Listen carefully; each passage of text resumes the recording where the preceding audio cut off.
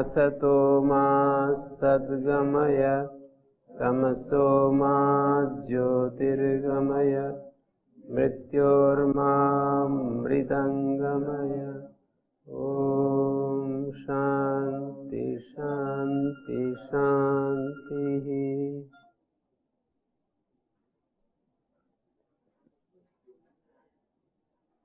काशिका कक्षा 13 हमारा सूत्र है तरप तमपौघ तरप तमपितेतौ प्रत्ययो घ संजो भवता कुमारीतरा कुमारीतमा ब्राह्मणीतरा ब्राह्मणीतमा। अत्र घ संज्ञा तरप प्रत्ययस्य अस्ति न तु तरवन्तस्य। संज्ञा विदो प्रत्ययग्रहणे तदन्त ग्रहणं न। संज्ञा विधिर्भवति प्रत्ययस्य च ग्रहणं भवति तत्र तदन्त विधिर्न भवति। कुत्र ज्ञापितम् एतत्? सुप्तिङन्तं पदम में ये ज्ञापित किया है कि संज्ञा विधि हो और प्रत्यय ग्रहण हो तो तदंत विधि नहीं होती है। वहां पर कैसे ये ज्ञापित किया? अंत ग्रहण से ये बात ज्ञापित की, पर वो कैसे ज्ञापित की? ऐसे देखिए कि जब हम ये कहते हैं कि प्रत्यय ग्रहणे यस्मात् सविता तदादे तदन्तस्य ग्रहणं भवति। प्रत्ययस्य यत्र ग्रहणम् अस्ति तत्र यस्मात् स प्रत्ययो विधीयते तदादेर ग्रहणं भवति तदन्तस्य ग्रहणं भवति। तदादे इत्युक्ते स प्रकृति रूपम आदिर्यस्य। स प्रकृति वह प्रकृति आदि में है जिसके, और तदंत मानी वह प्रत्यय अंत में है जिसके। तदादि में तत्सब से प्रकृति ली गई है, तदंत में तत्सब से प्रत्यय लिया गया है। तदादि तदंत का ग्रहण होता है तो अपने आप ही सुबंत और तिङंत अर्थ आ जाता। तो अंत ग्रहण व्यर्थ होकर के ये बात कह रहा है कि प्रत्यय ग्रहण हो और संज्ञा विधि हो तो आचार्य ऐसा देख रहे हैं कि तदंत विधि नहीं होती। इससे क्या लाभ होगा? तरप तमपौघ जो सूत्र है ये उदाहरण दिया जाता है कि तरवंत की घ संज्ञा नहीं होती। क्या हो जाएगा? ये तरवंत की घ संज्ञा हो जाएगी तो बोले कुमारी गौरी तरा इत्यत्रापि ह्रस्वत्वं प्रसज्जेत। कुमारी शब्द को ह्रस्व होने लगेगा। गौरी तरा में तो ह्रस्व चाहते ही हैं, तरा के परे रहते, तरफ के पर रहते, गौरी को ह्रस्व चाहते हैं। लेकिन कुमारी शब्द को गौरी तरा के परे रहते ह्रस्व नहीं चाहते, तो कुमारी गौरी तरा यहाँ पर भी ह्रस्व होने लगेगा। तो इसके लिए उस ज्ञापक का अन्यत्र फल हो गया। और स्वार्थ में प्रयोजन क्या होता है? अंत ग्रहण की सार्थकता, मतलब वहाँ पर जो अंत ग्रहण किया है वो सार्थक हो जाता है।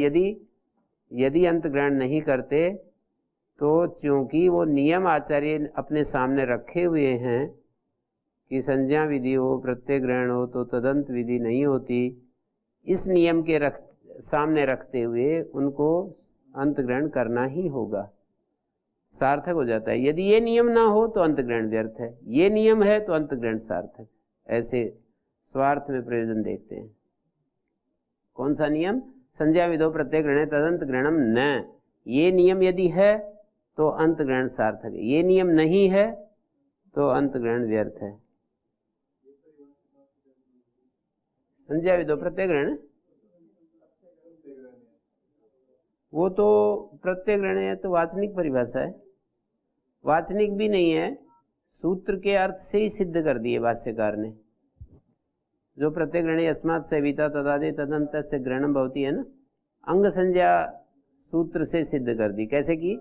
यस्मात् प्रत्यय विधिस् तदादि प्रत्यये गृह्यते, गृह्यमाणे प्रत्यय गृह्यमाणे गृह्यते, ऐसा कुछ अध्याय करके और उसको सिद्ध कर दिया। परिभाषा का जो अर्थ है इस सूत्र से ही निकाल दिया कि यस्मात् प्रत्यय विधीयते तदादेः तदादि गृह्यते, प्रत्यय गृह्यमाणे तदादि गृह्यते। तो वहाँ पर महाभाष्य में ऐसा दिया है कुछ।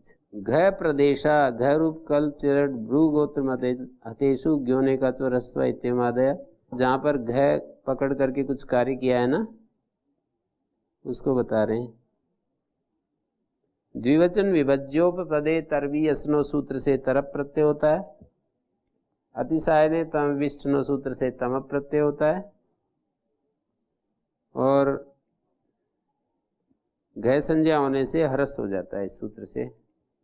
बहुगण वतुड़ति संख्या बहुगण वतुड़ति ते ते संख्या संज्ञा भवंती। बहुगण वतुड़ति ये समाहार द्वंद्व समास है। बहुगण शब्द ये प्रातिपदिक हैं, वतुड़ति दो प्रत्यय हैं, इते ते संख्या संज्ञा भवंती बहुकृत्वा बहुधा। यहाँ पर संख्या संज्ञा होने से कई सारे कार्य हैं, उनको देख लीजिए।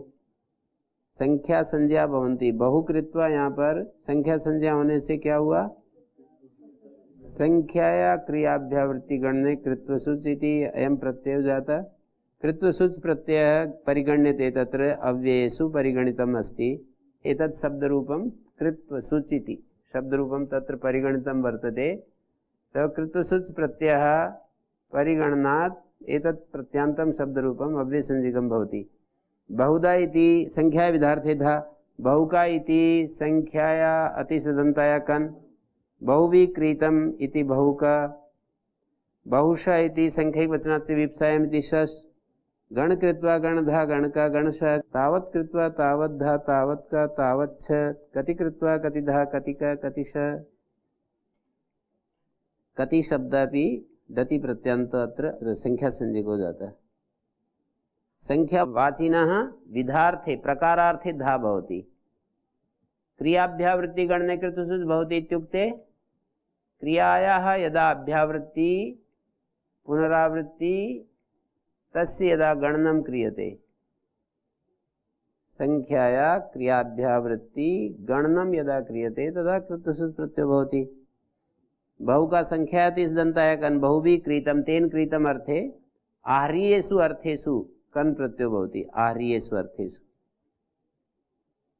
और तावत् शब्दः पूर्वं निर्मीयते यत्तत् एतेभ्यः परिमाणे वतु वतुपि कृते आसर्वनाम्ना इति आकारादेश, तत् शब्दस्य आकारादेश तावत् इति रूपम निष्पद्यते। तावत् कैसे बनता है, तत् शब्द से वतुप, वतुप के पर रहते आ सर्वनामना से आकारादेश छठे देंगे तीसरे पद का सूत्र है।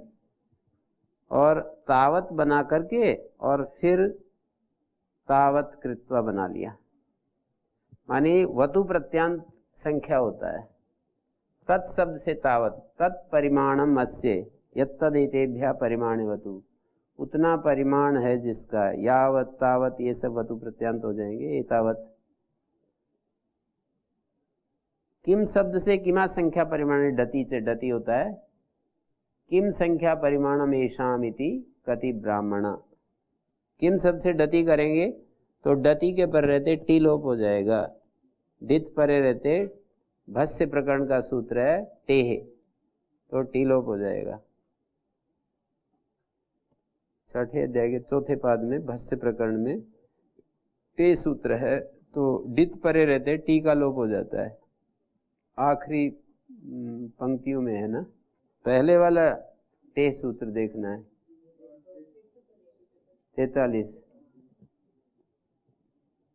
बहुगण शब्दोर वैपुल्य संघे च वर्तमान और ग्रहणम नास्ति संख्यावाचिनो रेव। यहाँ एक बात कही अच्छी सी, बहुगण शब्द जब वैपुल्य और संग अर्थ में होते हैं तो इनकी संख्या संज्ञा नहीं होती, संख्यावाचियों की ही होती है।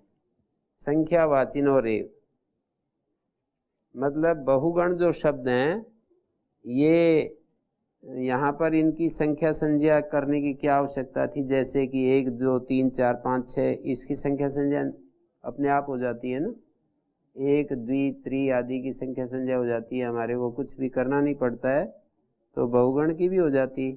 तो बोले आचार्य नियम कर रहे हैं, नियम कर रहे हैं, सिद्धे सति आरंभो नियमार्थो होती। तो यहाँ क्या सिद्धता है और क्या नियम कर रहे हैं। सिद्धता तो यही है, जैसे 1 2 3 1 2 3 4 5 6 7 इन शब्दों की संख्या संज्ञा यहाँ तो की नहीं है, फिर भी हो जाती है, अनवर्थ मानकर। संख्यायते अनया इति संख्या, जिसके द्वारा संख्यान किया जाता है, गणना की जाती है, उसको संख्या कहते हैं। तो संख्या शब्द को अनवर्थ लेकर के, और जैसे एक, द्वि, त्रि आदि शब्दों की संख्या संज्ञा होती है, तो बहु और गण शब्दों को भी उसी तरह से हम संख्या संज्ञा कर लेंगे। ये क्यों कर रहे हैं, बहु और गण शब्द की संख्या संज्ञा क्यों कर रहे हैं अलग से? तो बोले कि दो तरह के शब्द होते हैं, एक नियत बहुत्व के वाचक होते हैं, एक अनियत बहुत्व के वाचक होते हैं। और एक शब्द होते हैं जो गणना नहीं करते, केवल मतलब वो एक ढेर को बताते हैं, बहुत्व को बताते हैं। तीन तरह के शब्द हो गए ना, ये कुल मिलाकर के बता रहा हूं। नियत बहुत्व के वाचक, अनियत बहुत्व के वाचक, और एक संख्या को नहीं बताते, ढेर आदि को, बहुत्व को बताते हैं। बहुत सारी, जैसे बहुत सारा ढेर कोई चीज का हो, मिट्टी का ढेर में तो संख्या नहीं होती है ना, तो अनकाउंटेबल चीजें होती है ना, उनको समझ सकते हैं हम सामने रख करके। तो ये कह रहे हैं कि बहुगण शब्दयो वैपुल्य संघे च वर्तमानयो ई ग्रहणम नास्ति। यहाँ वैपुल्य और संग अर्थ में, जब ये गण शब्द संग अर्थ में आएगा और वैपुल्य अर्थ में आएगा बहु शब्द, तो इनका संख्या संज्ञा नहीं होती है, केवल संख्यावाचियों की ही होती है। और संख्यावाची कैसे संख्यावाची हैं ये बहुगण शब्द? तो कह रहे हैं अनियत बहुत्व के वाचक हैं। जैसे त्रि, चतुर, पंच, सप्त, ये तो नियत बहुत्व के वाचक होते हैं। इनका बहुगण शब्द का त्रि, चतुर, पंच के साथ क्या वैषम्य है कि वो नियत बहुत्व के वाचक हैं और ये अनियत बहुत्व के वाचक हैं। संख्यावाची की होती है, पर ये अनियत बहुत्व के वाचक कोई शब्द होना, तो उनमें से केवल बहु और गण शब्द की होती है, भूरी और प्रभूतम इत्यादियों की नहीं होती। अनियत बहुत्व के वाचक जो शब्द होते हैं उनमें से भूरी, प्रभूतम इनकी नहीं होती है। भूरी और प्रभूतम शब्दों की संख्या संज्ञा नहीं होती है, ऐसा कहना चाह रहे हैं। नियम सूत्राणाम निषेधे तात्पर्यम विधौ तात्पर्यम न भवति निषेधे तात्पर्यम। जैसे नियम करते हैं ना, हम यूँ कहें कि सभी गुरुकुल के ब्रह्मचारी गौशाला घूमने के लिए जाएंगे, फिर दूसरा नियम बना दें कि ये जो कक्षा है जो काशी का पढ़ते हैं गुरुजी के पास, इनमें से ये अमुक अमुक ब्रह्मचारी गौशाला जाएंगे। तो इसका मतलब क्या हुआ? शेष नहीं जाएंगे। ये तो पहले से ही पता था कि ये जाएंगे, सारा जब सबको कह दिया कि ये सब के सब गौशाला जाएंगे, तो इस वाक्य से ही सबको विधि हो गई थी। तो दूसरा वाक्य विधि के लिए नहीं है कि इस कक्षा में ये जाएंगे, ये व्यावृत्ति के लिए, निषेध करने के लिए है कि और नहीं जाएंगे, ये ही जाएंगे और नहीं जाएंगे। तो ऐसा नियम सूत्रों की शैली होती है। तो यहाँ पर और नियम में भी ऐसा होता है कि जिसके साथ हेव लगाते हैं उससे अन्य का अवधारण होता है, नियम होता है। जैसे हमने यूँ कह दिया बहुगण शब्दयो संख्यावाचिनो रेव बहुगण शब्दयो रेव संख्या संज्ञा, संख्यावाचिनो रेव गण संज्ञा भवति न अन्येषाम। तो किसकी व्यावृत्ति होगी? भूरी आदि की व्यावृत्ति हो जाएगी, संख्या की व्यावृत्ति नहीं हो रही है। मतलब बहुगण शब्दयो वतुडति प्रत्यांतयो शब्दयो संख्या संज्ञा भवति। तो नियम जब हम यूँ कर रहे हैं कि संख्यावाचिनो रेव संख्या संज्ञा भवति नान्येषाम, जो अन्य भूरी आदि प्रभूतम आदि अर्थों के वाचक है ना, मतलब संख्या के वाचक जो नहीं है उनकी व्यावृत्ति हो जाएगी।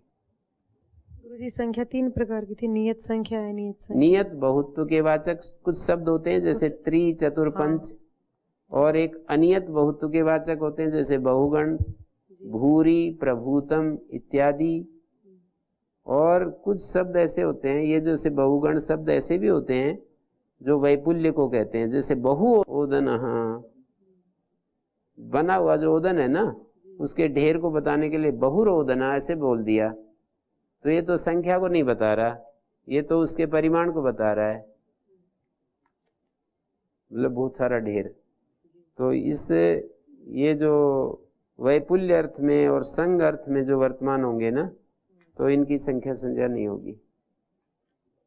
मतलब यहाँ दो बातें बता रहे हैं कि वैपुल्य और संग अर्थ में इनकी नहीं होगी, संख्या अर्थ में ही होगी, और भूरी आदि की निवृत्ति हो रही है इनसे। हाँ, वो तो प्राप्त अपने आप ही, मतलब संख्या संज्ञा इसकी, इस पर इनका ध्यान नहीं है कि इनकी संख्या संज्ञा होती है। ये तो पहले वाक्य से भी, ये तो अनवर्थ संज्ञा से भी हो जाता, ना करते तो भी हो जाता, पर उस समय तो फिर इन अर्थों में भी हो जाता। नहीं, पर उसमें तो नहीं होता, क्योंकि वो संख्यायते अनायासा संख्या, वैपुल्य और संग अर्थ में जब ये शब्द होंगे तो संख्यान नहीं किया जाता, गणना नहीं होती है ना, तो मूलतः व्यावृत्ति प्रयोजन हो गया।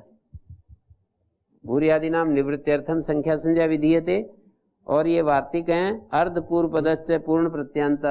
हाँ जी, तो इसका क्या परिमाण होगा गुरुजी, बहु और गण का परिमाण? हाँ। मतलब अनियत बहुत्व को कह रहे हैं,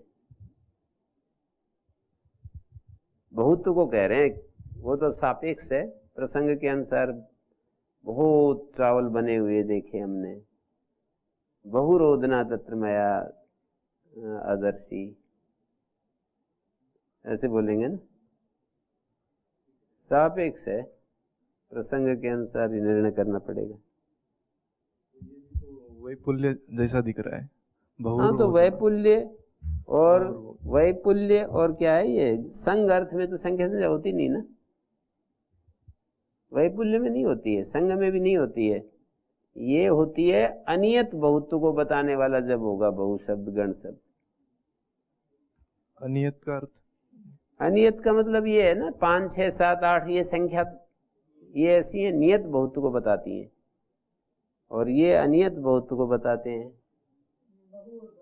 बहु और गण शब्द। हाँ, माने निश्चित करके काउंटेबल नाउन्स, नंबर्स नहीं है ये। अनियत और वैपुल्य में अंतर है? हैं? अनियत और वैपुल्य नहीं, वैपुल्य में तो होती ही नहीं है, वैपुल्य में और संग अर्थ में तो होती ही नहीं है संख्या संज्ञा। वैपुल्य भी अनियत हो सकता है? हो सकता है, पर वो ऐसी विवक्षा होगी ना, जब हम समुदाय को बताएंगे, संघ को बताएंगे, या किसी चीज के वैपुल्य को बताएंगे ना। वैपुल्य का मतलब जैसे मिट्टी का ढेर, चावल का ढेर, बने हुए चावल का ढेर, और किसी रास का ढेर, जैसे राशि होती है ना, तो वो सब जहां हम वो नहीं बता सकते, गिनती करके नहीं बता सकते। गुरुजी अनियत में, अब बहवा वृक्षा मैं कहूंगा ना, तो ये अनियत बहुत्व को बताया जा सकता है, उन वृक्षों की संख्या बताई जा सकती है। बहवा छात्रा तत्र आगता, बहवा विद्वांसा तत्र सम्मिलिता, तो यहाँ सब उदाहरणों में हम बहु शब्द का प्रयोग कर रहे हैं, पर अनियत बहुत्व को बता रहे हैं। बहवा वृक्षा बहूनि धान्य क्षेत्राणि मया दृष्टानि, पर यहाँ मिट्टी के ढेर का क्या करेंगे और चावल के ढेर का क्या करेंगे? प्रभूतम बता दिया ना, भूरी, प्रभूतम आदि जो भी इस तरह के शब्द हैं।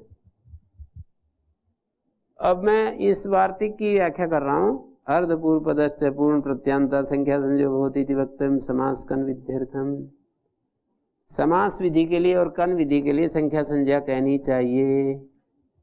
अर्ध पूर्व पद में है जिसके, पूर्ण प्रत्यय अंत में है जिसके, ऐसे शब्द की संख्या संज्ञा कहनी चाहिए।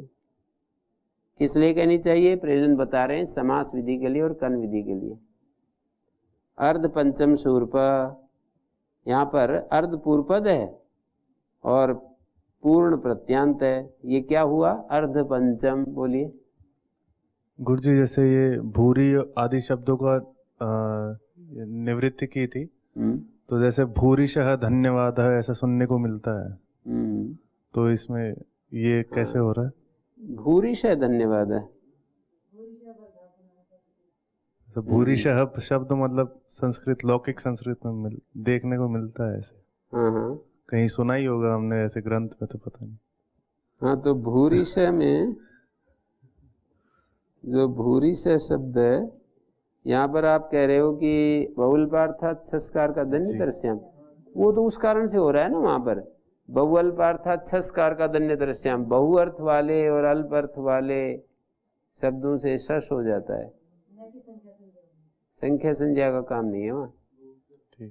संख्यिक वचनाच वीप्सायाम शश होता है एक, तो एक बहुअल्पार्थात छस्कार का धन्य दृश्याम होता है, तो बहु उसी से हो जाएगा, बहुअर्थक और अल्पार्थक शब्दों से हो जाता है। अल्पशः, भूरिशः।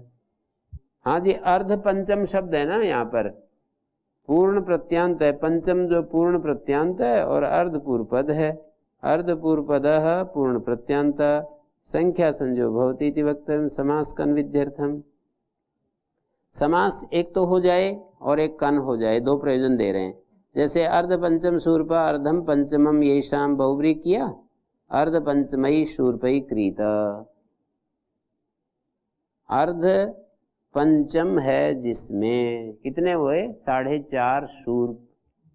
शूर्प एक परिमाणवाची होता था, आजकल पता नहीं, वहाँ तो राजस्थान में हरियाणा में जो है ना, जैसे बोल देते थे 1 छाछ अनाज, 2 छाछ अनाज, ऐसे बोल देते होंगे अब भी। तो मतलब वहाँ की भाषा में छाछ बोलते हैं ना, शूर्प, तो 2 शूर्प 3 शूर्प ऐसे बोल देते हैं। तो अर्धम पंचमम येषाम, आधा पांचवा है जिसमें 4.5 जो शूर्प है ना, उनके द्वारा कोई चीज खरीदी उन्होंने, तो अर्ध पंचम शूर्पा कहलाएगा। कैसे कैसे किया, तदितार्थोत्तर पद समाहारे समास किया। दिक् संख्य संज्ञान की अनुवृत्ति है, तो वहां पर ये दिक् संख्य की अनुवृत्ति होने से दिशावाची संख्यावाची का समास होता है समर्थ सुबंत के साथ। तो अर्ध पंचम की जब संख्या संज्ञा हो गई तो इसका समास हो गया शूर्प के साथ। अर्ध पंचम और शूर्प का समास हो गया। अर्धम पंचमम येषाम, तो अर्ध पंचम शब्द का समास हो गया शूर्प के साथ। तद्धितार्थोत्तर पद समाहारे सूत्र है ना, उसमें 3 कितने उदाहरण होते हैं तद्धितार्थोत्तर पद समाहारे? 5 उदाहरण होते हैं। ठीक बोले, कौन बोले? हाँ, तो जो है 5 होते हैं। कैसे होते हैं पता है? दिक् संख्या का तद्धितार्थ विषय में, और दिक् संख्या का उत्तर पद परे रहते, 4 हो गए।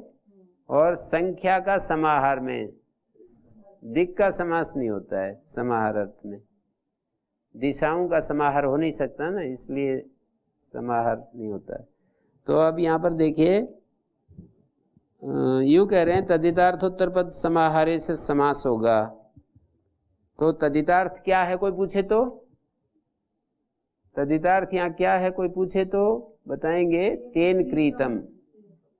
5वें अध्याय के पहले पाद का तेन क्रीतम जो अर्थ है ना, वो यहाँ तद्धितार्थ है। उस अर्थ में समास हो गया है। तद्धितार्थ विषय में पहले ही समास हो जाता है, प्रत्यय बाद में आता है। तो अर्ध पंचम का शूर्प के साथ समास हो गया। अर्ध और पंचम की संख्या संज्ञा, अर्ध पूर्व पद और पूर्ण प्रत्यांत की संख्या संज्ञा कर दी। संख्या संज्ञा होने से समास हो गया शूर्प के साथ, ऐसा देखिए। तो दिक् संख्या संज्ञायाम अनुवृत्ते तथा संख्या पूर्व से, संख्या पूर्व का द्विगु संज्ञायाम, द्विगु संज्ञा हो गई। संख्या होने से सूर्पाद अन्य तरस्याम, ऐ और ठै प्रत्यय हो गया। विकल्प से ऐ और ठै हो जाता है, ऊपर से ठै की अनुवृत्ति आ रही ना। ठै कहाँ से आ रहा है? प्रागवतेश ठै। ठै क्यों दिया? आराध गोपुत संख्या परिमाण, ठक क्यों नहीं दिया? परिमाणवाची से ठै होता है, ठक नहीं होता है। आराध अगोपुच्छ संख्या परिमाणात ठक, अशब्द तीनों के साथ जुड़ रहा है, गोपुच्छ को छोड़कर, संख्या को छोड़कर, परिमाण को छोड़कर। आराध अगोपुच्छ संख्या परिमाण ठक, ऐसा है। तो देखिए यहाँ पर सूर्पाद नदरश्याम ऐ और ठै हो जाएगा। और जब ये वो हो गया, समास हो गया, तो संख्या पूर्व द्विगु से द्विगु संज्ञा हो गई। और द्विगु संज्ञा होने से अध्ययपूर्व द्विगुलुक संज्ञान, जो 5वें अध्याय के पहले पाद में सूत्र है, 2 हैं ये सूत्र द्विगु से लुक करने वाले। एक द्विगोर लुगन प्रत्यय है, एक ये है। प्राग द्वितीय अर्थ में आए हुए प्रत्यय का लुक करता है, और ये वाला जो सूत्र है ये आर्य अर्थ में आए हुए प्रत्यय, आहाद अगोभूत संख्या परिमाणार्थक है ना, उस अवधि में उस प्रसंग में जो प्रत्यय आते हैं उनका लुक करता है। तो अध्यर्थ संज्ञाम से लुक हो गया, तो बन गया अर्ध पंचम शूर्प, ऐंठ है का लुक हो गया।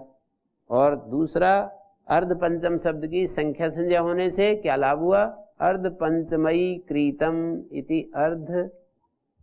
अर्ध पंचमयी क्रीतम अर्ध पंचम कह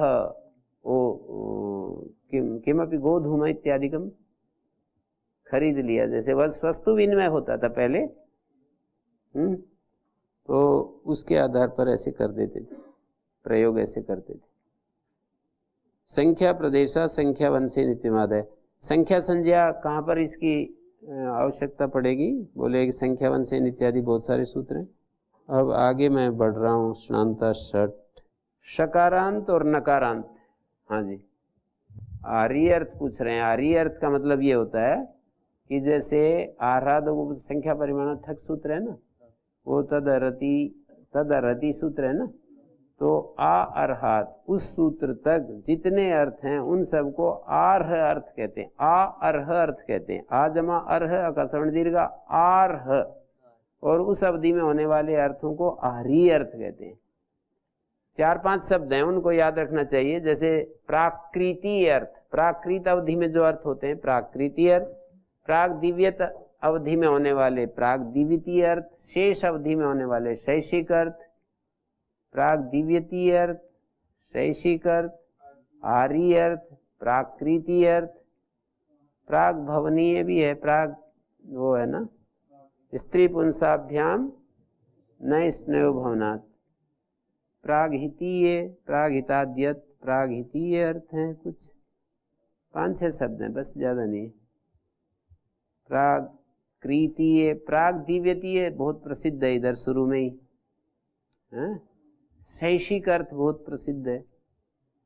तो चातुरर्थिक जो है इकट्ठे 4 अर्थ चलते हैं कुछ सूत्रों में, चातुरर्थिक हैं, चातुरर्थिक प्रत्यय जो है अनुवृत्ति चलती है उनकी 90 शेषे सूत्र तक अनुवृत्ति है। तो ऐसा विचार करना होता है कि जैसे शैषिक अर्थ हैं और शैषिक प्रत्यय हैं, प्राग दिव्यतीय अर्थ हैं और प्राग दिव्यतीय अर्थों में होने वाले कुछ प्रत्यय हैं, और शैषिक अर्थों में होने वाले कुछ शैषिक प्रत्यय हैं। तो वो कौन से होंगे, शैषिक अर्थों में होने वाले शैषिक प्रत्यय कौन से होंगे, तो हम ये बताएंगे कि जो शेषे सूत्र है ना वहां से लेकर और तीसरे पाद का जो तत्र जाता सूत्र है उससे पहले पहले 24 सूत्र तक, ये जितने भी सूत्र होंगे उन सूत्रों से जो प्रत्यय होंगे उनको शैषिक प्रत्यय कहेंगे, शैषिक अर्थों में होने वाले शैषिक प्रत्यय। जैसे उसमें एक वृद्धाक्षय भी आता है 113 नंबर, तो वो शैषिक प्रत्यय कहलाएगा, शैषिक अर्थों में होने वाला।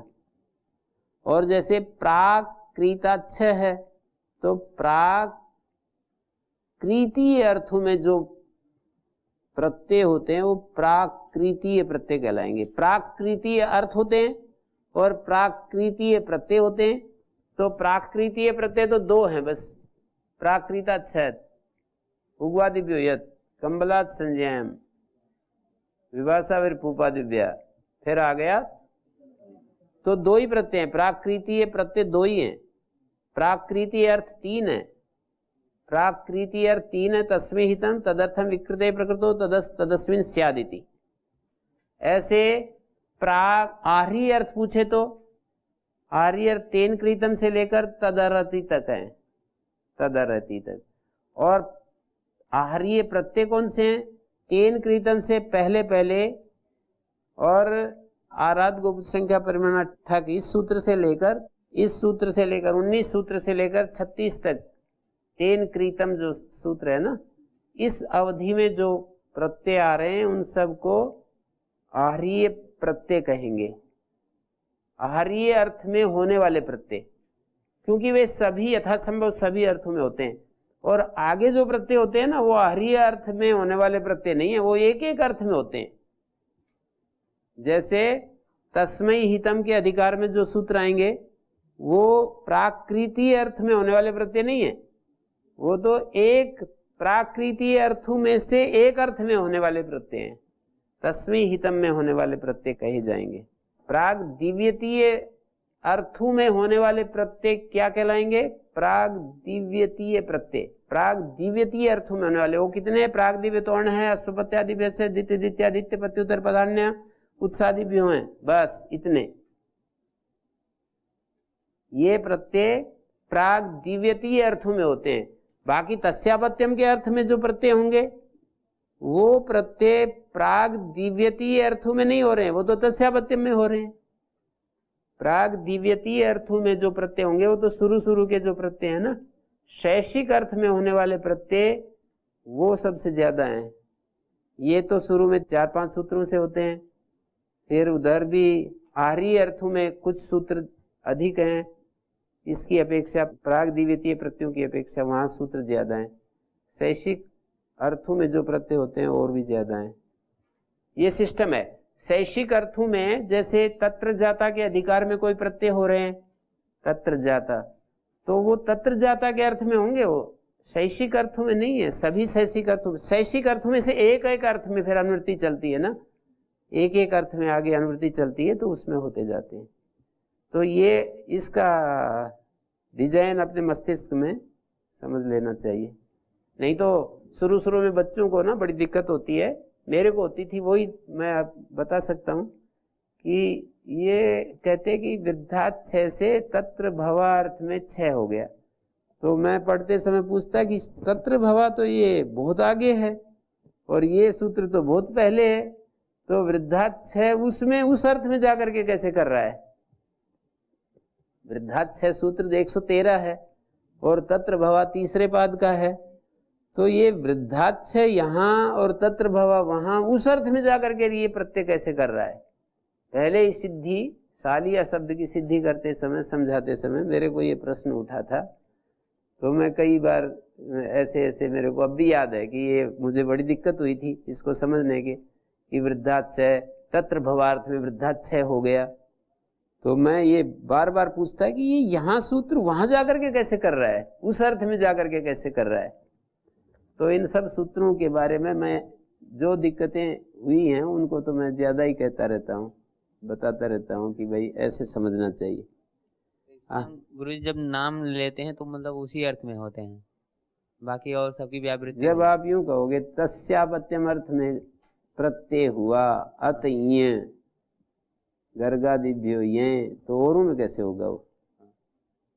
पर आप यूं कहोगे प्राग दिव्य तो अण से अण हो गया है प्राग दिव्यतीय अर्थों में, तो फिर तो वहां तक जो आखिरी तक चौथे अध्याय के तीसरे पाद तक जितने अर्थ हैं उन सब में किसी में भी हो सकता है। इस सूत्र पर भाष्यकार ने काफी जो चर्चा की है, बहुगण वतुडति प्रत्यांत शब्दों की संख्या संज्ञा में जो 1, 2, 3 आदि की संख्या संज्ञा कैसे हो जाएगी, और अगले वाले सूत्र में षणांता षट में संख्या को यहाँ से जो संख्या जाएगा उसको कैसे विशेषित करेंगे, ये 2 बात चर्चा में रखी और पूरा भाष्य इसी के ऊपर चलाया।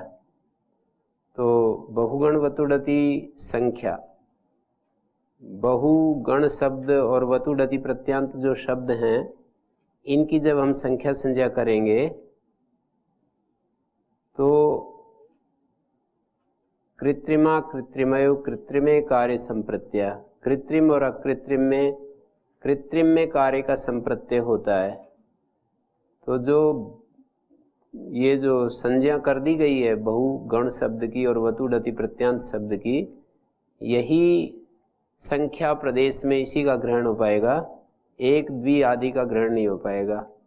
तो एक उत्तर तो ये दिया कि जैसे लोक में होता है वैसा शास्त्र में नहीं होता, यहाँ उभय गति ही भवती, यहाँ पर दोनों बातें चलती हैं। उभय गति ही भवती, इसका मतलब ये होता है जैसे कृत्रिम का भी ग्रहण हो जाता है अकृत्रिम का भी, एक परिभाषा है ना ये, उभय गतिर्हि भवति, और एक परिभाषा है कृत्रिमा कृत्रिमयो कृत्रिमे कार्य संप्रत्य। जैसे कर्तुरिष्टतमम कर्म ये कृत्रिम संज्ञा है, लेकिन दोनों तरह के व्यवहार देखे जाते हैं। कर्मणि द्वितीया में तो कृत्रिम संज्ञा का ग्रहण है, और जो कर्तृकर्म तिहारे में जो कर्म शब्द है वो अकृत्रिम कर्म शब्द का ग्रहण। अकृत्रिम मानी स्वाभाविक जो कर्म शब्द का अर्थ है, स्वाभाविक मानी क्रियते यत् तत्कर्म, क्रिया रूप जो अर्थ है, कर्म का जो क्रिया रूप अर्थ वो एक स्वाभाविक अर्थ है। ऐसे ही साधक तमम करणम, तो कर्तृकर्ण तृतीया में तो कर्ण का कृत्रिम अर्थ लिया गया, और शब्दवैर कलहाब्र कर्ण व मेघेभ्या कर्णे, वहां पर कर्ण शब्द का अकृत्रिम अर्थ लिया गया है। ऐसे आधारो अधिकरणम, जैसे आधार को अधिकरण कहते हैं, ये तो आधार अधिकरण होता है, यहाँ तो कृत्रिम आधारो अधिकरणम तो संज्ञा कर दी, लेकिन सप्तम अधिकरणे चाहे वहां पर अधिकरण शब्द का जो प्रयोग हुआ है वो कृत्रिम अधिकरण शब्द का प्रयोग है। परंतु विप्रसिद्धम चान अधिकरणवाची में जो अधिकरण है ना, अनधिकरणवाची, वहां पर स्वाभाविक जो अधिकरण का अर्थ होता है द्रव्य, तो वो लिया गया है।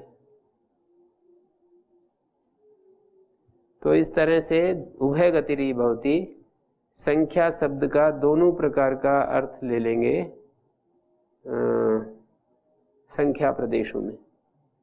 जो संख्या प्रदेश हैं वहाँ जो प्रचलित एक द्वौ त्रया चत्वारा पंच आदि जो हैं उनका भी ग्रहण हो जाएगा।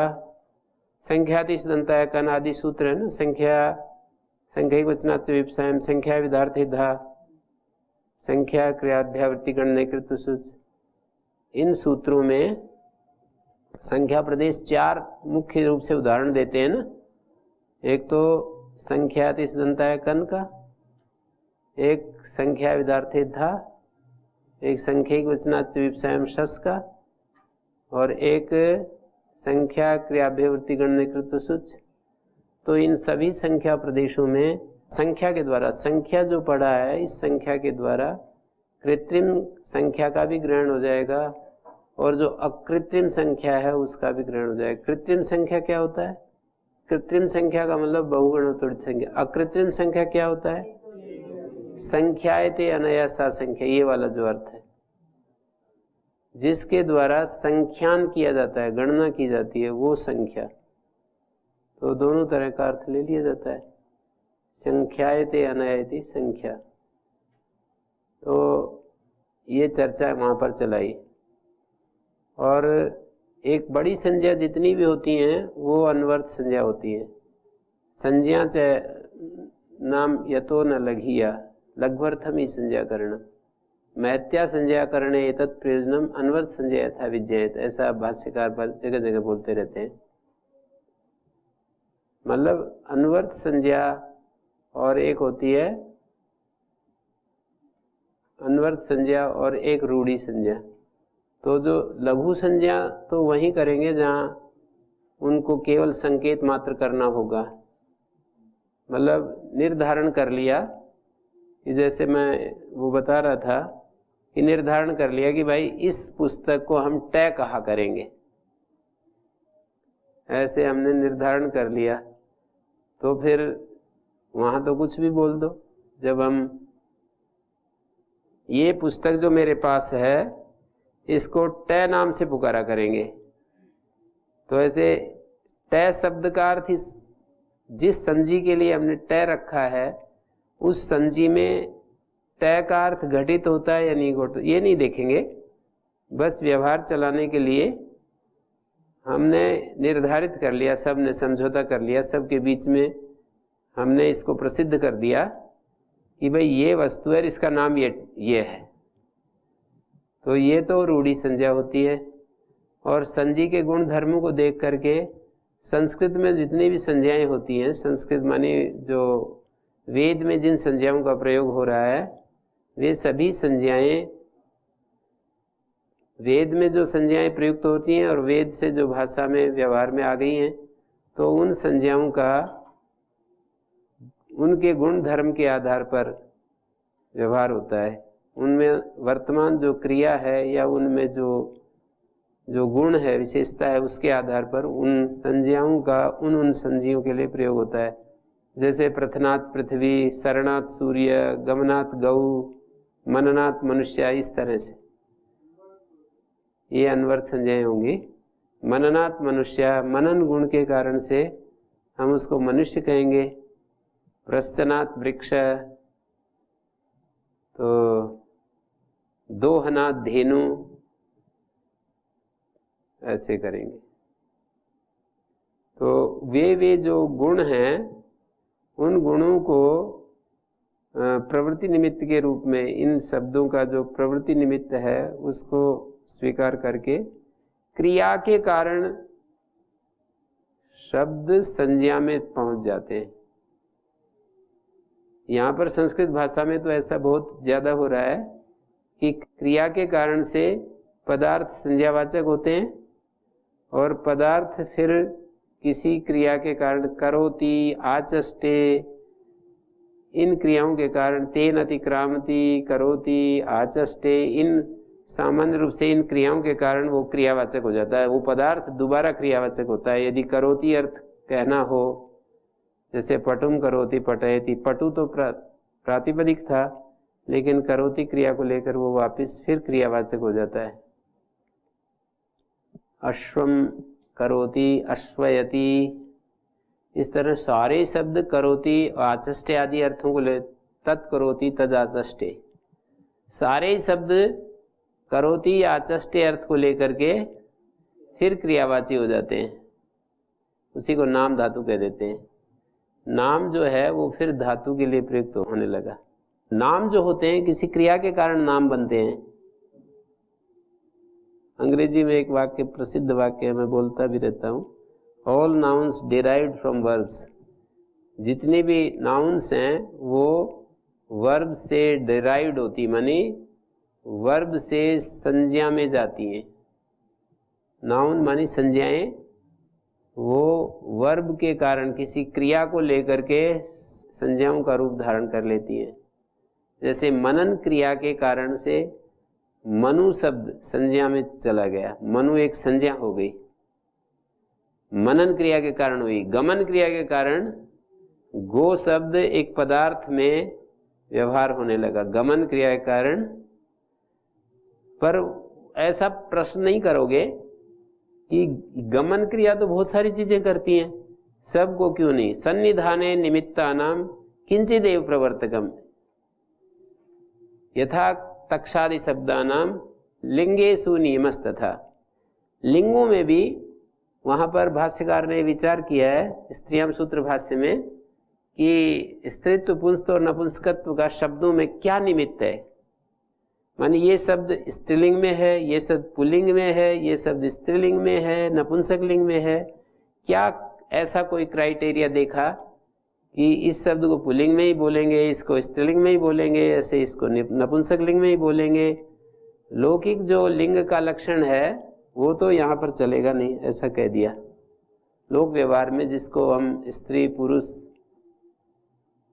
उसको कहते हैं ना, वो तो यहाँ चलता नहीं, क्योंकि बहुत सारे शब्द हैं जो उस लौकिक व्यवहार से बैठते नहीं है, उनमें घटित नहीं होंगे। जैसे खट्वा है, वृक्ष में क्या लौकिक लिंग देखेंगे कि इसको पुल्लिंग कहें, स्त्रीलिंग कहें, नपुंसक लिंग कहें।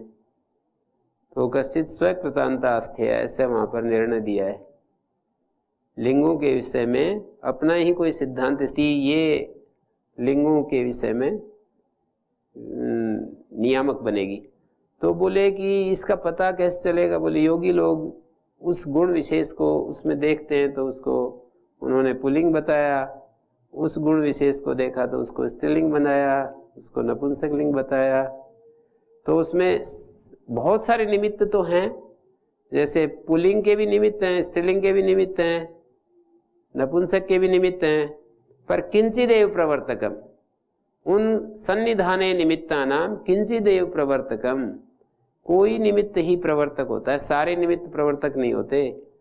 यथा तक्षादि शब्दानाम लिंगेषु नियमस्तथा, ये भर्तृहरि का श्लोक है कि जैसे तक्षा आदि शब्द होते हैं ना, तो उसको तक्षा बोलते हैं, तक्षक बोलते हैं बढ़ी को, तो उसके तो बहुत सारे निमित्त, सन्निधाने निमित्ता नाम, निमित्त तो बहुत सारे सन्निहित हो सकते हैं।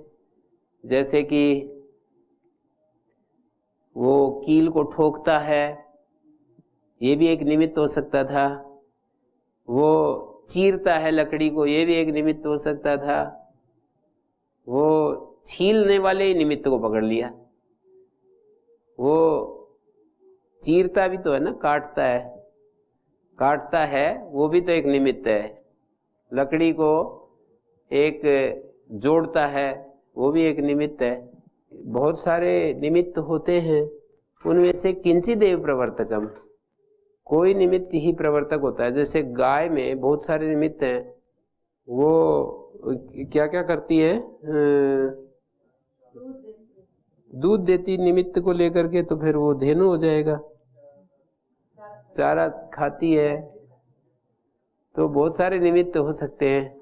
किंचिदेव प्रवर्तकम, कोई निमित्त ही प्रवर्तक होते हैं, सभी निमित्त प्रवर्तक नहीं होते। लिंगों में भी ये नियम है, और शब्द की प्रवृत्ति निमित्त ढूंढने में भी। सन्निधाने निमित्ता नाम किंचिदेव प्रवर्तकम यथा तक्षादि शब्दानाम लिंगेषु नियमस्तथा। तो इस तरह से ये संख्या शब्द जो है ना, संख्यायते अनया इति संख्या, जिसके द्वारा संख्यान किया जाता है उसको संख्या कहते हैं। संख्यायते अनया सा संख्या, ये सब चर्चा इस सूत्र भाष्य में दी है, जो मैंने आपके सामने रखी। और यहाँ पर ये भी एक बात कही है, अतिदेश सूत्र बना दिया इसको। बहुगुण वतुडति संख्या सूत्र है ना, इसको अतिदेश सूत्र बना दिया, संज्ञा सूत्र ना बनाकर अतिदेश सूत्र के रूप में भी प्रस्तुत कर दिया। एक पक्ष बहुगण शब्द और वतुडति प्रत्यांत शब्द संख्यावत होते हैं, तो बोले कि वती के बिना वत्यर्थ कैसे जानेंगे? बोले जैसे गांगकुट आदि विवरण गीत में जानते हैं, बिना वती के भी वत्यर्थ का पता लग ही जाता है। जैसे अब्रह्म दत्तम कश्चित् ब्रह्म दत्त इति आह, अब्रह्म दत्तम आयांतम कश्चित् ब्रह्मदत्त इत्याह, ब्रह्मदत्त वद इति गम्यते हैं। किसी अब्रह्मदत्त को कोई ब्रह्मदत्त बोल दे तो ब्रह्मदत्त वत ऐसा जाना जाता है। ऐसे ही यहाँ पर भी बहुगण शब्द और वतुडति प्रत्यांत जो शब्द हैं उनको संख्या कह रहे हैं, तो संख्या समान होते हैं ये। तो अतिदेश के द्वारा जब हम करेंगे तो वो मुख्य संख्या तो अपने आप ही गृहीत हो जाएगी। मूल समस्या ये है ना, संख्यातिश दंतायकन इत्यादि सूत्रों में संख्या शब्द से इस वाली संख्या का ग्रहण होने लगेगा, और जो 1 2 3 4 हैं, एक द्वौ त्रया इत्यादि में संख्या कार्य नहीं प्राप्त होंगे। तो कह रहे ये तो अतिदेश कर रहा है, तो जिसके द्वारा अतिदेश कर रहे हैं वो तो हटेगा ही नहीं।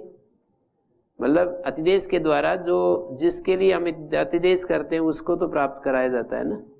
संख्यावत कहने से बहुगण आदि को भी संख्या मान लिया जाएगा, पर 1 2 3 तो स्वाभाविक रूप से संख्या ही, उनको क्यों हटाएंगे? तो ये भी एक समाधान बढ़िया इन्होंने दिया है। और वो तो उभय गति वाला तो बता ही दिया आपको। और एक महती संज्ञा की है अनवर्त संज्ञा, संख्यायते अनया सा संख्या, माने जिसके द्वारा संख्यान किया जाता है वो संख्या है, तो एक आदि के द्वारा भी संख्यान किया जाता है।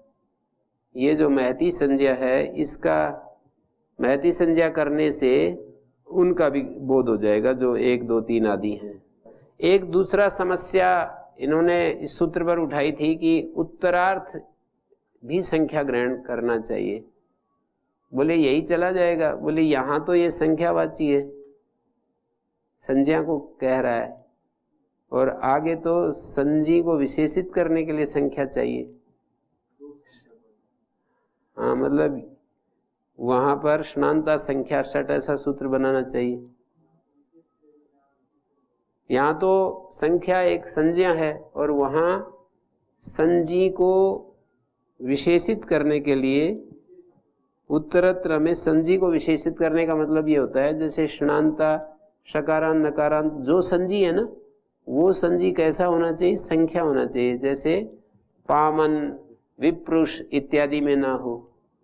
पामन शब्द होता है ना और विप्रुष शब्द होता है, शकारांत शब्द होता है, उसको व्यावृत करने के लिए संख्या पढ़ना चाहिए। जैसे स्नानता षट है तो इनकी षट संज्ञा ना हो, शकारांत नकारांत जो संख्या होंगे उन्हीं की षट संज्ञा होगी, शकारांत नकारांत कोई संख्यातिरिक्त शब्द होंगे उनकी षट संज्ञा नहीं होगी। ऐसा वहां पर प्रश्न उठाया। और ऐसा भी नहीं कह सकते कि जो अलग चीज के लिए ऊपर तो कोई अलग प्रयोजन वाला होता है और वो आगे जा करके अलग हो जाएगा, ऐसा कह नहीं सकते। नहीं गोधा सर्पंती सर्पणा दहिर्भवती, जैसे कोई गोधा नाम का प्राणी होता है ना, गोह बोलते हैं, वो सर्पण क्रिया के कारण से यहाँ से वहां चला गया तो उसको सर्प नहीं कहते हैं, गोधा ही रहता है। तो यहाँ पर जो है वही आगे जाएगा, उसको हम बदल नहीं सकते। तो उन्होंने दोनों का उत्तर दे दिया कि ये जो आप कहते हो ना, न च अन्यार्थम प्रकृतम अन्यार्थम भवति, अन्यार्थम अभी प्रकृतम अन्यार्थम भवति, जैसे कि ये शाल्यर्थम कुल्या प्रणीयन्ते, धान आदि के लिए नहरें बनाई जाती हैं और उनसे और भी काम ले लेते हैं। पानीयम पीयते, उपस्पृश्यते, आचमन आदि भी कर लेते हैं और स्नान भी कर लेते हैं, शालयस्ते भाव्यन्ते, और फिर कई प्रयोजन सिद्ध कर लेते हैं। तो इस तरह से अन्य प्रयोजन के लिए जो चीज बनाई जाती है अन्य प्रयोजन भी सिद्ध कर लिया जाता है। पदार्थों की ऐसे ही शक्ति वैचित्र्य है ना, अनेक शक्ति वाले हैं पदार्थ, तो उत्तरत्र अन्य शक्ति से युक्त हो जाएगा, यहाँ पर अन्य शक्ति वाला होगा। शब्दाधिकार लक्ष्यानुरोध से आश्रय कर लिया जाएगा। अर्थाधिकार क्यों मानेंगे कि जिस अर्थ वाला ऊपर है उसी अर्थ वाला आगे भी होगा। एक अर्थाधिकार होता है, एक शब्दाधिकार होता है।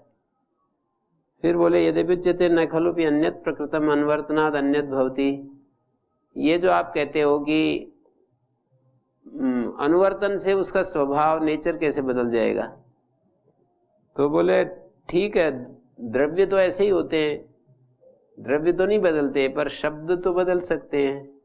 येन येन परिच्छेदेन संबध्यते, यहाँ पर एक शब्द डाला है, शब्दस्तु येन येन विशेषणेन अभिसंबध्यते तस्य तस्य विशेष को भवति, परिच्छेद को भवति। विशेषण का मतलब परिच्छेदेन, शब्द तो जिस जिस परिच्छेद के साथ संबंधित होता है उसका विशेषक हो जाएगा। तो स्नानता संख्या सट, स्नानता संख्या सट ऊपर तो संज्ञावाचक था और यहाँ जो है वो हो जाएगा ऐसा, येन येन विशेषण अभिसंबद्धते। विशेषण माने, विशेषण शब्द का अर्थ है परिच्छेद्यम और विशेषक का अर्थ है परिच्छेदक। तो तत्परिच्छेदकार्थवान अन्य एव शब्दों भवति। परिच्छेदक जिस जिस विशेष के साथ, विशेष्यते इति विशेषा परिच्छेद्यम, जिसको हम परिच्छिन्न करते हैं वो परिच्छेद्य होता है, उसी को विशेष कहा और उसका विशेषक हो जाता है, परिच्छेदक हो जाता है। परिच्छेदक माने विशेषक, डिलिमिटर हो जाता है।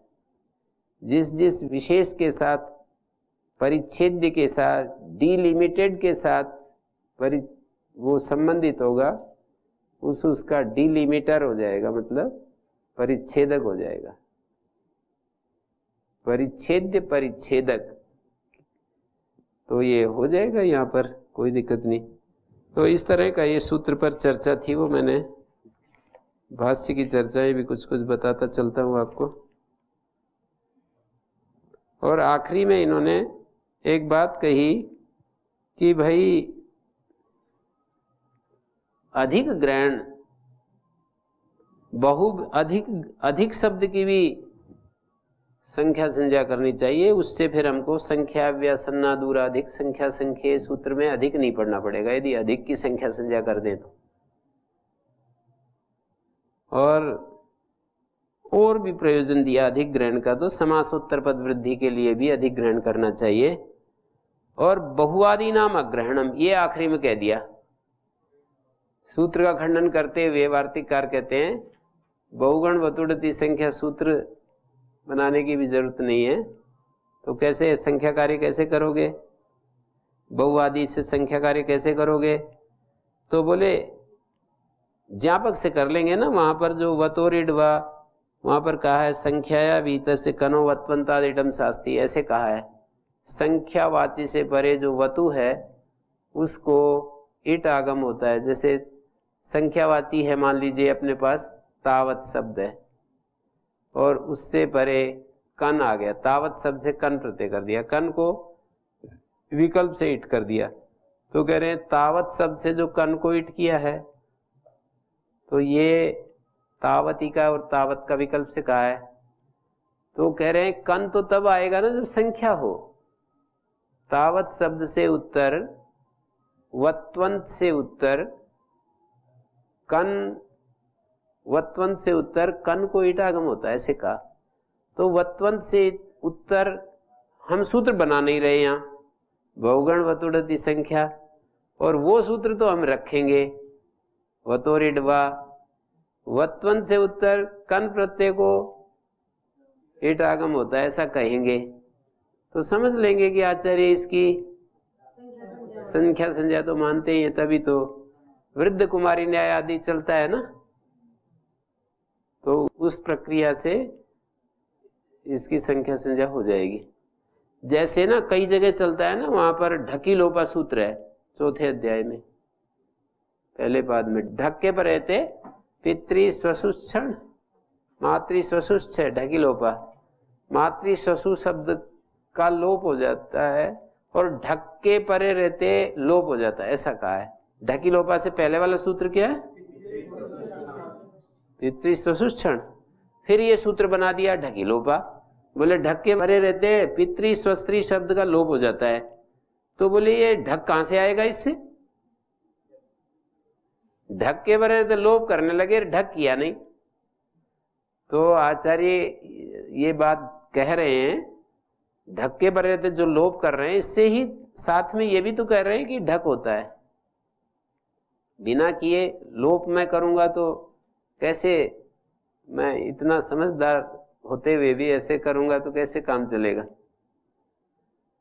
मैं भी तो जानता हूं ये ढक के परे रहते लोप होता है, मैं भी तो जानता हूं कि मैंने पहले ढक नहीं किया है, ढक के परे तो लोप कर रहा हूं। तो मेरा अभिप्राय है कि ढक भी हो जाता है इससे और ढक के परे तो लोप भी हो जाता है। ऐसे 5वें अध्याय के दूसरे पाद में भी एक सूत्र में ऐसे कहा है, किमिदम व्याम, वो घा है, ये 40 नंबर सूत्र है, किमिदम व्याम उत्तर से वतुपो वकार से घकारादेशो भवति, वतुप के वकार को घकार होता है। तो पूछते हैं यही विधान आदेश विधान ज्ञापक है, किमिदम शब्द से वतुप प्रत्यय होता है। कहते हैं ये वतुप आ कहां से गया कि जिसको घय कर रहे हो? वतुप तो किया ही नहीं और वतुप को घय करने लग गए। तो क्या बताया? ये बताया कि यही विधान ज्ञापक है कि किमिदम शब्द से वतुप हो जाता है। तो इसी तरह से वतोरिडवा सूत्र है ना, वतोरिडवा, ये ले लो, वतोरिडवा जो सूत्र है वो ज्ञापक बन जाएगा कि संख्या संज्ञा होती है, तभी तो ईटागम कर रहे हैं, कन को ईटागम कर रहे हैं ना। कन प्रत्यय आने के लिए पहले संख्या आवश्यक है, कन को ईटागम कर रहे हैं तो कन आएगा संख्या से। जैसे मैंने 2 उदाहरण दिए ना, बिल्कुल वैसा ही उदाहरण है ये भी। जैसे किमिदम व्याम वो घा उदाहरण और दूसरा ढकी लोपा वाला उदाहरण, बिल्कुल वैसा ही उदाहरण है कि यहाँ पर वतोरिडवा संख्या ना भी हो तो भी करनी पड़ेगी हमको। तो इस तरह से खंडन कर दिया। हाँ, बस इतनी थोड़ी बात जरूर थोड़ी समस्या आ रही है यहाँ पर कि बहुगण और डति इन तीनों के लिए क्या करोगे, क्योंकि वतो ऋड वातो तो वतु अर्थ में ही ज्ञापक बनेगा ना। तो बोले योगापेक्षम ज्ञापकम। योगापेक्ष ज्ञापक का मतलब ये है प्रयोगापेक्ष ज्ञापकम, प्रयोग की अपेक्षा से ज्ञापक हो जाएगा। तो फूग आदियों से ससादि प्रसंग भी नहीं होगा। संख्यान करणत्व भाव वताम अन्येषां प्रयोगेषु दृश्यमान संख्या कार्यणाम संख्या कार्यम ज्ञाप्यते तेन अधिकादीनाम भी सिद्धम भवति। योगापेक्षम माने प्रयोगापेक्षम, प्रयोग की अपेक्षा से ज्ञापक हो गया। ये तो वतो ऋड वा जो है वतु के लिए ज्ञापक होगा, और बाकी जो है प्रयोगों की अपेक्षा से ज्ञापक हो गया। जैसे एक प्रयोग तो आचार्य ने करके दिखा दिया और बाकी में प्रयोग की अपेक्षा से ज्ञापक हो जाएगा। ये उद्योत का समाधान है जो आपकी समस्या है उसका, प्रयोगापेक्षम ज्ञापकम। और प्रदीप ने इसको दूसरे ढंग से दिखाया है कि एक आदिवत नियत संख्यावाचित्वम बहुआदि नाम नास्ति ज्ञापक आश्रया योगापेक्षम मानी अस्य योग से प्रत्याख्यानात् एतद योगापेक्षम। तो नहीं पता लगेगा कि ये सूत्र तो खंडन कर दिया, फिर योगापेक्ष क्या रहा। ये सूत्र है ही नहीं, तो इस सूत्र की अपेक्षा से ज्ञापक है ऐसा हम कैसे कहेंगे। तो क्या कहोगे, नहीं प्रयोगापेक्षम तो एक समाधान है, दूसरा भी दे रहे हैं जो कि बहुपूगण संघस तिथुक सूत्र बनाया, वतो ऋथुक बनाया, षट कति कतिपय चतुराम थुक बताया। तो वहां डट के पर रहते आगम शासन कर रहे हैं ना, उससे पता लगता है कि भवती संख्या कार्यम। जैसे वहां पर गण शब्द से तिथुक प्रत्यय किया है ना, डट के पर रहते होता है, डट होता है संख्यावाची से। तो योगापेक्षम ज्ञापकम ऐसे हो जाएगा बहुपूगण संघस तिथुक। बहुपूग गण और संघ शब्द से डट के पर रहते तिथुक बहुतिथ आदि शब्द बनते हैं। डट प्रत्यय आता है संख्यावाची से, तो ये हो जाएगा। इसी तरह से वतो ऋथुक कहा है, षट कति कतिपय चतुराम थुक, षट कति कतिपय इन शब्दों से कहा है, तो उससे पता लगता है संख्या कार्य हो जाता है। तो इस तरह से डति के लिए तो आ गए ना, षट कति कतिपय चतुराम थुक, डट के पर रहते थुक आगम किया है, तो कति की संख्या नहीं होगी तो फिर डट कैसे आएगा। बहु शब्द बहुपूग गण संघस तिथुक, बहु शब्द आ गया, गण भी आ गया, और सटिक कति भी आ गया, और वतु भी आ गया, सब आ गए। योगापेक्षम ज्ञापकम है। हाँ, सूत्र का खंडन कर दिया। ज्यादा बुद्धिमान जो लोग हैं उनके लिए कर दिया, कम बुद्धिमान लोग हैं उनके लिए बना दिया। जो थोड़ा सा कम बुद्धिमान है उनको सुविधा कर दी, जो ज्यादा बुद्धिमान है वो ऐसे भी समझ सकते हैं ज्ञापकों के द्वारा।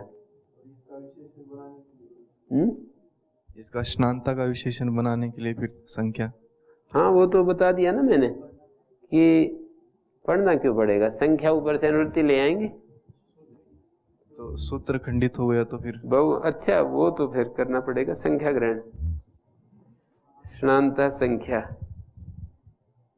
सूत्र खंडन कर दोगे फिर यही पढ़ देंगे, स्नानता संख्या 60 ऐसा कर देंगे।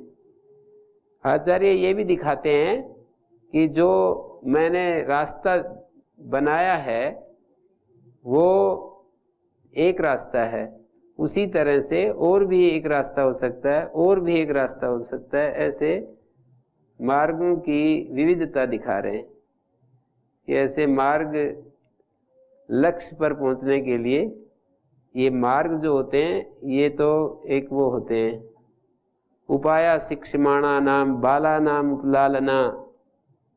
ये जो उपाय होते हैं सारे उपाय है ना शब्दों तक पहुंचाने के, उपाया शिक्षमाणा नाम बाला नाम उपलालना, उपेय प्रतिपत्त्यर्था उपाया अव्यवस्थिता। उपेय की प्राप्ति के लिए उपाय जो है कोई निश्चित नहीं होते, कोई एक उपाय से उपेय मिलता है, कोई किसी को दूसरे उपाय से मिलता है, किसी को तीसरे। उपेय प्रतिपत्त्यर्थ उपाया व्यवस्थिता असत्य वर्तमनि स्थित्वा ततः सत्यम समीहते। असत्य रास्ते में, असत्य का मतलब जो अनित्य रास्ता है उस रास्ते में खड़े होकर के सत्य की समीक्षा करते, समीहा करते हैं, सत्य को जानने की इच्छा करते हैं।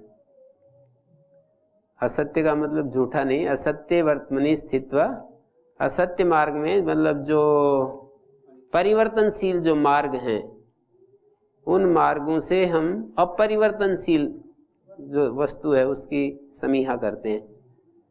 वहां पर भी कहा है ना उपनिषद में, अनित्य से मैंने नित्य को पा लिया है। कठोपनिषद में कहीं कहा है ना, अनित्येन प्राप्तवान अस्मि नित्यम, अनित्य से मैंने नित्य को प्राप्त कर लिया है। अब जो है ये भी हो गया, षट संज्ञायाम उपदेश वचनम वाली बात जो है वो भी बता दी आपको। ओम शांति शांति शांति।